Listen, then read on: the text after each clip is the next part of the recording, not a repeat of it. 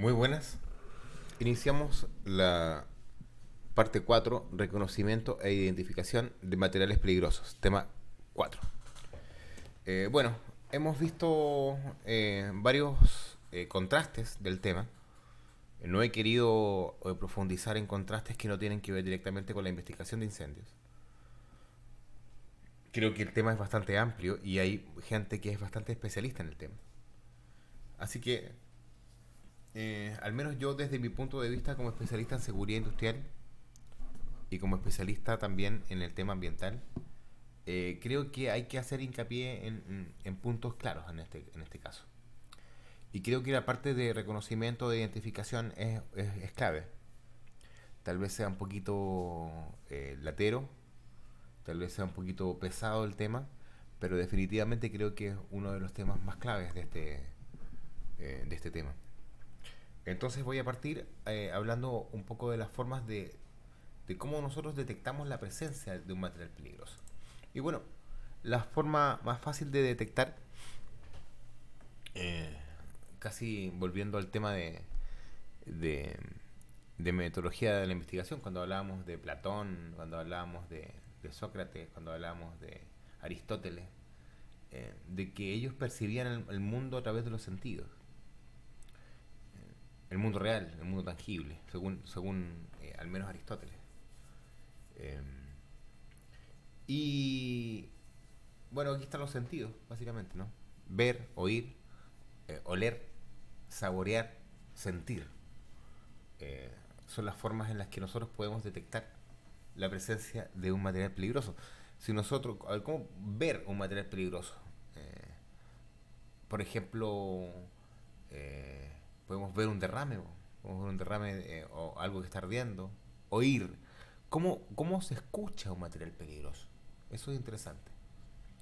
Eh, no sé, pues si usted es bombero, o si usted es bombero y va eh, a un eh, incendio de fábrica y escucha un sonido de sobrepresión, eh,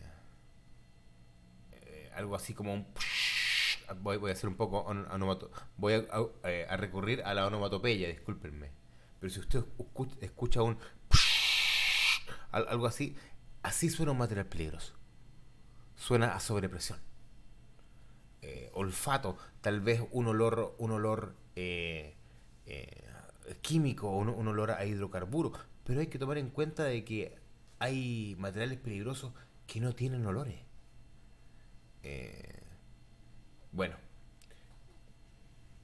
como comprenderán, hay sentidos, hay vías que yo no es nada de recomendable utilizar. Por ejemplo, es muy oler la vía respiratoria y la vía digestiva son vías directas. Tocar, sentir, eso es vía dérmica. Entonces, aquí estamos hablando entonces, estas dos vías, tanto el oído como la vista, son vías en las cuales yo no interactúo directamente con el material peligroso. Por eso, recomendamos potenciar la vista. Que usted sea un experto reconocedor del material peligroso. Y por eso tenemos que ver la diferencia entre reconocer e identificar. Eh, por ejemplo, reconocimiento consiste en concluir la posibilidad segura de la existencia de un material peligroso por observación de una serie de elementos presentes en la escena, pero sin poder obtener su nombre. Eh, y aquí voy a hacer un ejemplo. Si nosotros vamos a un incendio, nosotros como investigadores, por ejemplo, vamos a un cuerpo de bomberos que no conocemos a nadie. Entonces vemos a un montón de bomberos, pues. Vemos a un montón de bomberos, entonces nosotros reconocemos que esos señores son bomberos. Pero para identificarlo, necesito saber cómo se llama, cuál es su cédula. Eh, entonces eso es una de las formas más simples de explicar la diferencia entre reconocer e identificar. Maneras de reconocer. Naturaleza del lugar del incidente. como les dije, en todo lugar de una investigación de incendios voy a encontrar materiales peligrosos.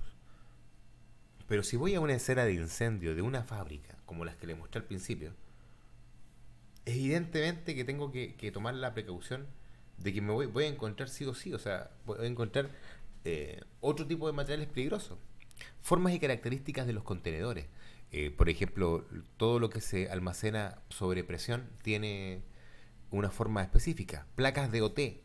Vamos a hablar de las placas de OT, del diamante, del FPA, de las etiquetas. Vamos a hablar también un poquito en esta unidad de eh, sistema globalmente armonizado. Y por último, los sentidos. Como les dije, los sentidos tenemos que saber cuál utilizamos porque hay sentidos en que usted lo utiliza y está prácticamente puede morir por oler por una exposición aguda a algún tóxico. Maneras de reconocer naturaleza del lugar. Por ejemplo, observe esta planta. Si usted está llegando a este lugar a investigar un incendio, usted tiene que dar por hecho de que aquí hay materiales peligrosos. Puede tratarse de una instalación compatible con la presencia de materiales peligrosos, por ejemplo, una planta química como la que estamos viendo. Formas del contenedor. Estas son las formas típicas de un contenedor que guarda un líquido subenfriado en su fase gaseosa, en su fase líquida, discúlpenme, o gas licuado. Eh, Tienen estos bordes redondeados para poder distribuir la presión de manera adecuada. Eh, Ojo, aquí hay un error en relación a la protección contra incendios, pero es un error típico. Cuando hablemos de sistemas de protección vamos a hablar de ese tipo de error. Bueno, y abajo estamos viendo un contenedor móvil que tiene su... O sea, si te das cuenta, estos bordes redondeados aquí son rectos. No hay un borde redondeado acá. Entonces, este contenedor es típico de un líquido combustible o un líquido inflamable, más no de un gas. También vamos a hablar un poco de eso. Formas, estructuras, colores, diseños de los contenedores, ya sean fijos como este o transportables como el que vemos abajo. Las características suelen responder a normas. La construcción de este tipo de contenedores responden a normas. La información proporcionada de esta manera no es del todo confiable. Yo no sé, pues puedo ver, tal vez no hay nada aquí, pues. Si yo me acerco de lejos, tal vez esta instalación está recién comenzando y aún no tiene nada. Entonces, lo que yo estoy haciendo es reconocer el contenedor, pero no es confiable 100%. Identificación.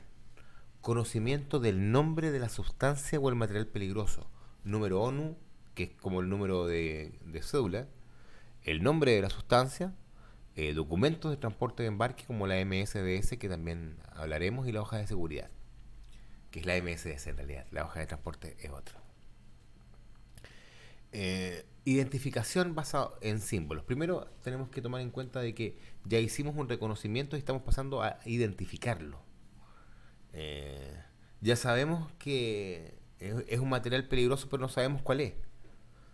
Como les dije, el tema de los bomberos. Yo sé que son bomberos, pero yo no sé quién es quién, cómo se llama.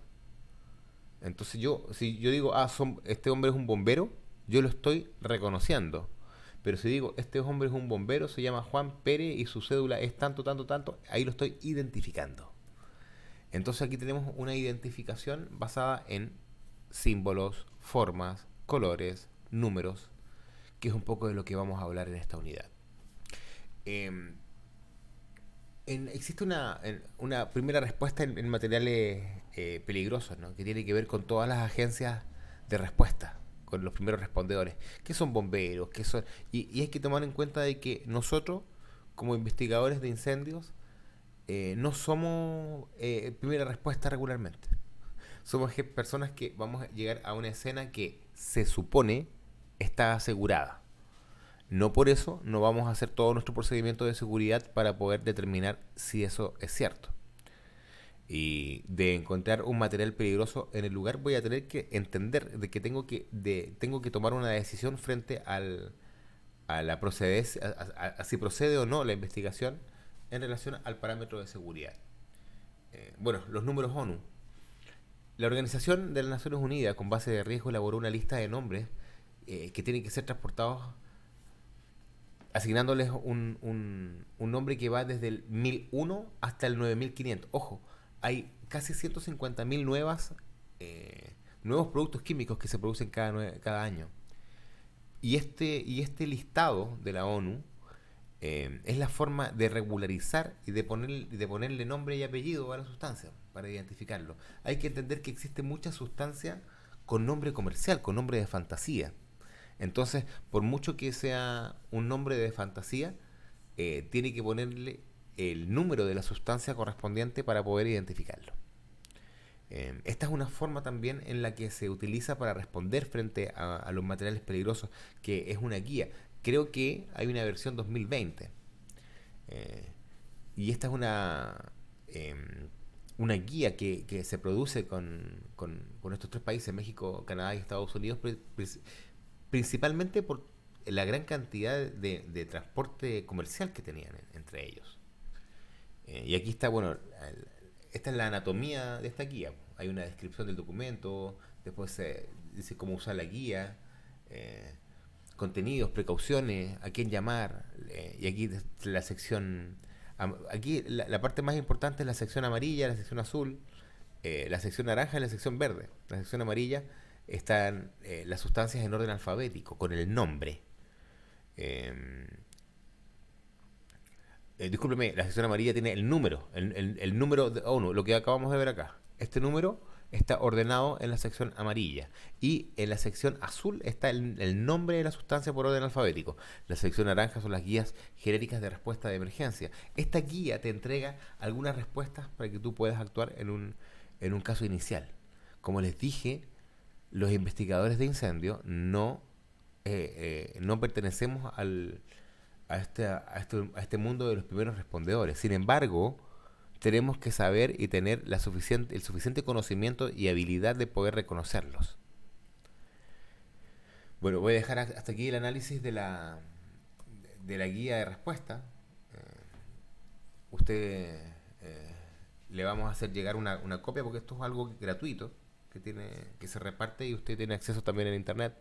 Y esta es la famosa MSDS, o la hoja de datos de seguridad del material. Bueno, los componentes son también 16 y es la identificación del producto, composición, datos de riesgo para la salud, procedimiento en caso de primeros auxilios, normas a aplicar en caso de incendio, medidas para fugas o derrames, almacenamiento y manipulación, controles de exposición y protección personal, propiedades físicas y químicas, estabilidad y reactividad, datos toxicológicos, información ecológica, consideraciones para la eliminación y el desecho, información para el transporte, información reglamentaria y otro tipo de información.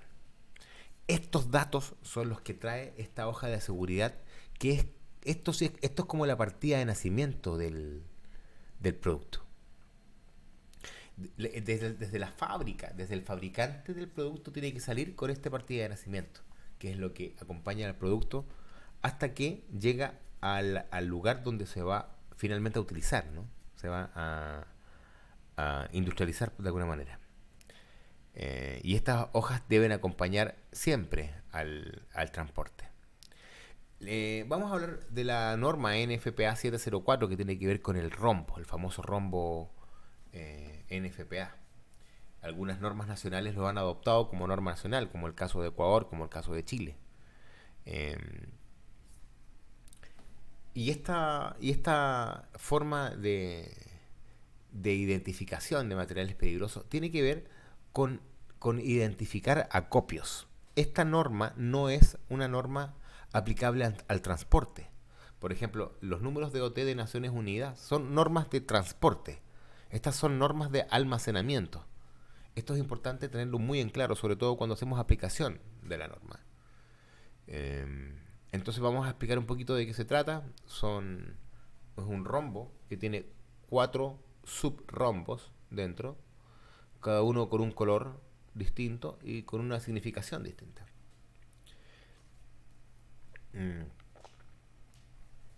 Acá tenemos, por ejemplo, como el diluyente y el crudo. Y con un número, ya vamos a decir de qué se trata. Bueno, los números van del 0 al 4.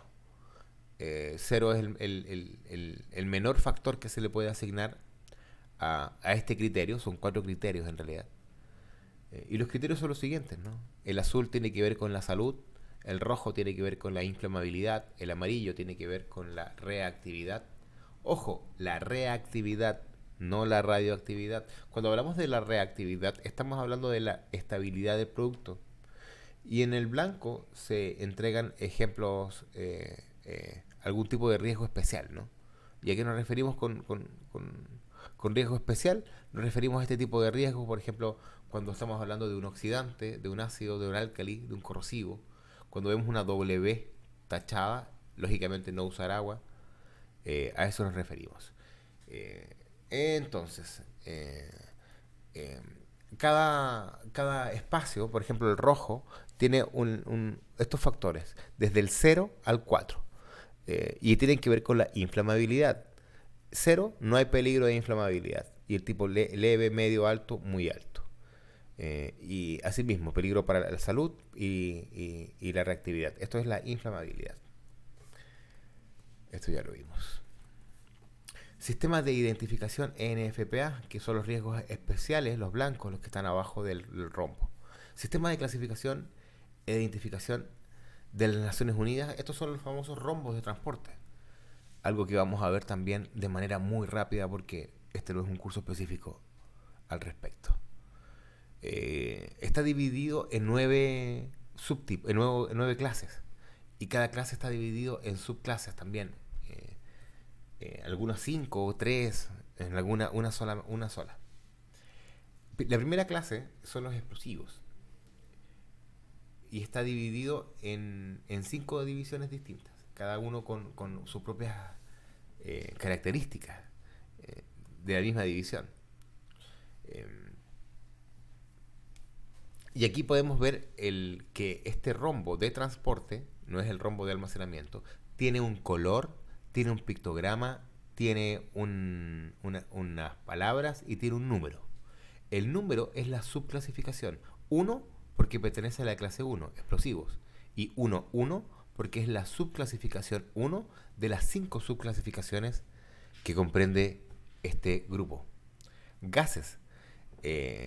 Yo esto me lo aprendí de esta forma porque me costó aprenderlo al principio. Siempre explosivos es el grupo 1. Y después viene sólido, líquido y gaseoso, pero al revés. Así que primero es gas. Bueno, veámoslo de esta forma. Primero vimos los explosivos, ahora vamos a ver los gaseosos, que se dividen en 3 divisiones. Durante el transporte, acuérdense que esto es una norma de transporte. Se dividen en gas inflamable, gas no inflamable, gas venenoso. Esos son los 3. Gas no inflamable, gas inflamable y gas venenoso. Recuerde que no existe el concepto gas combustible como concepto de gas combustible. Ahora, cuando el gas inflamable se usa como un combustible, eso es hilar muy fino. Eso es hilar muy fino. Pero por concepto, el gas es inflamable o no inflamable. No es combustible. No se aplica el criterio que los líquidos. Acá, por ejemplo, podemos ver los líquidos y ver que tienen 3 tipos de clasificación. Aquí nos falta el 3.3.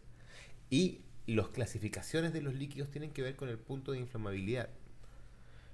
Está el líquido combustible, el líquido inflamable, que la diferencia es que el líquido combustible tiene un punto de inflamabilidad menor a la temperatura ambiente. El líquido inflamable no. El líquido inflamable arde a temperatura ambiente, incluso menos. Y están los líquidos muy inflamables, extremadamente inflamables según la norma. En la subclasificación 4 están los sólidos inflamables, que se dividen en 3. En sólidos inflamables, sustancias que experimentan combustión espontánea, y sustancias que al contacto con agua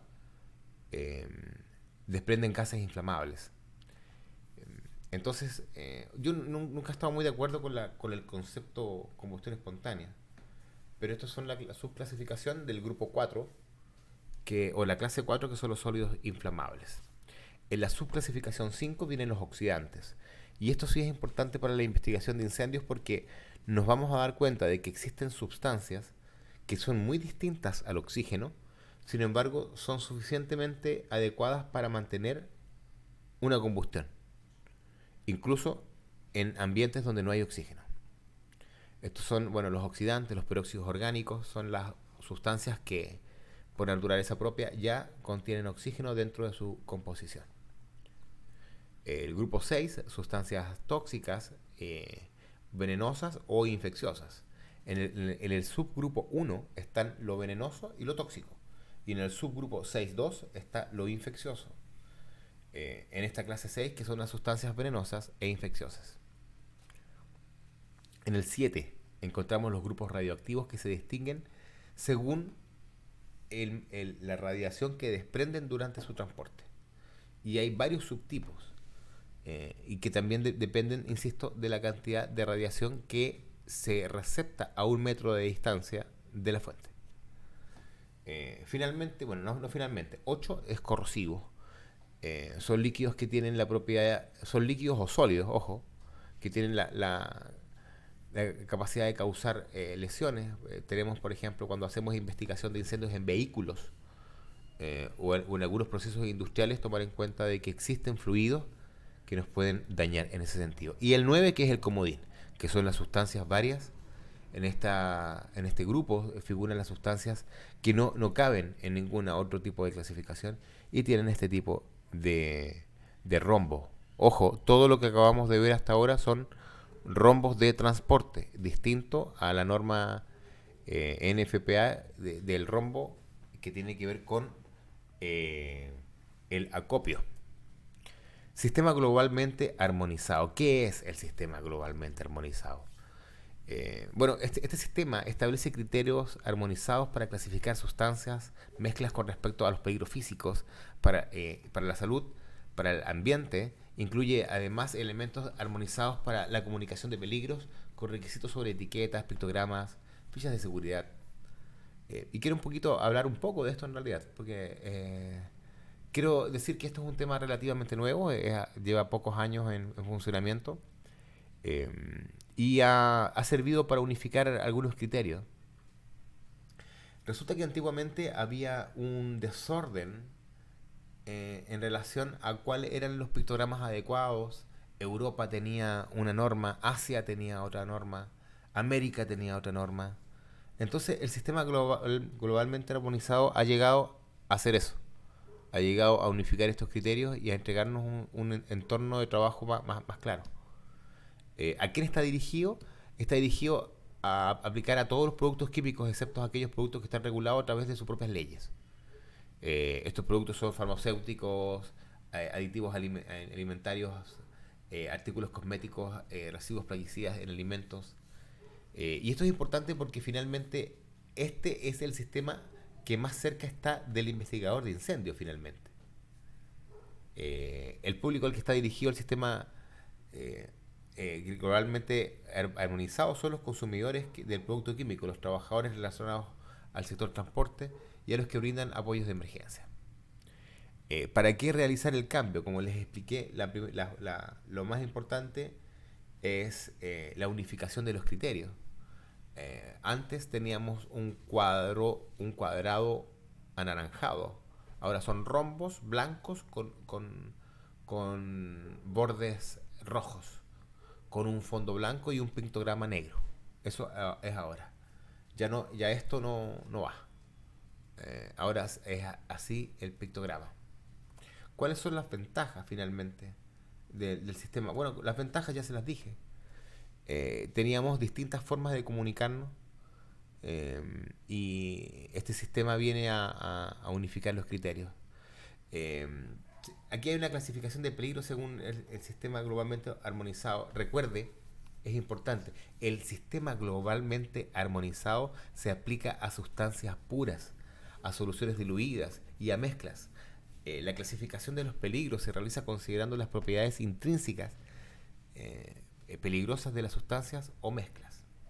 Entonces, esto es importante.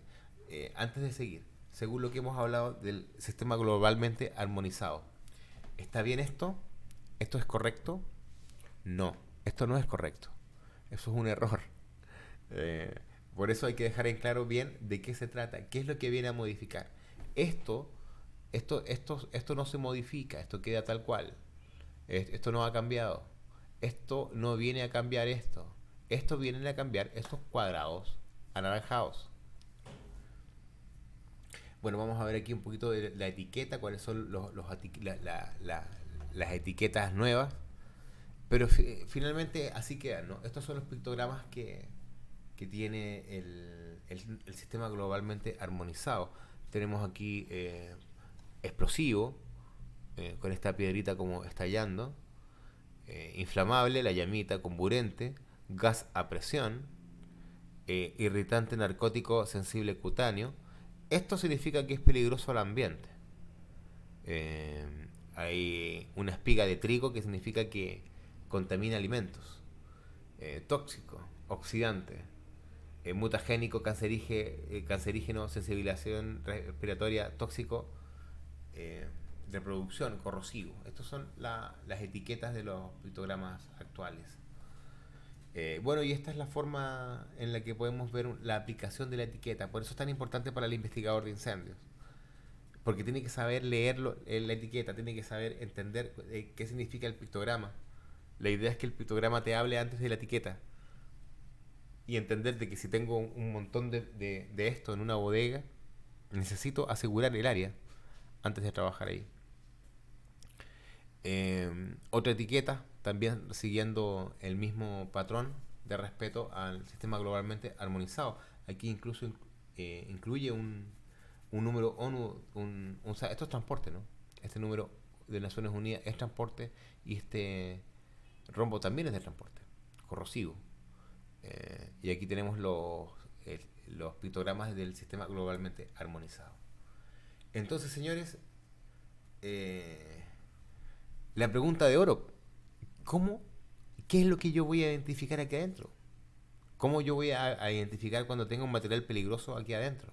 ¿Qué es lo peligroso de una casa? Bueno, lo más importante es entender de que en todas las casas hay materiales peligrosos. Y tiene que entender de que hay a veces procesos que usted no ve, como elaboración de drogas, como gente que guarda químicos porque sí. Eh, Así que quiero que cuando vea una escena de esta, no piense que es muy distinta a una fábrica. Es necesario que cuando usted vea una escena como esta, tenga que tome en cuenta de que los materiales peligrosos están presentes. Están presentes ya sea en la construcción o como un anexo. Así que téngalo presente, evalúelo, téngalo en cuenta, comprenda que el material peligroso es parte de nuestro trabajo. No he querido tomar temas de prevención ni de seguridad porque ya lo vamos a hacer completamente, explicando el capítulo, si no me equivoco, capítulo 13. Y eso, para mí es importante que usted sepa identificar, reconocer y entender que no puede trabajar en una escena de incendio que no esté asegurada. Los temas de protección personal lo vamos a tocar más cuando hablemos de seguridad en el tema. Recuerde, hay un montón de formas de reconocer un material peligroso, de reconocerlo y de identificarlo. Usted como investigador de incendio tiene que ser capaz de reconocer e identificar un material peligroso, pero sobre todo de reconocer sus límites, de entender de que a veces usted va a tener que decir que no puede entrar, o arrepentirse. Es mejor arrepentirse, se lo digo por experiencia. Eh, con esta reflexión sobre los materiales peligrosos, sobre su interacción, sobre su definición, su interacción en el cuerpo, su clasificación, terminamos esta clase introductoria al tema de materiales peligrosos para investigadores de incendios. Damos por concluido la unidad 4, parte 4. Muchas gracias.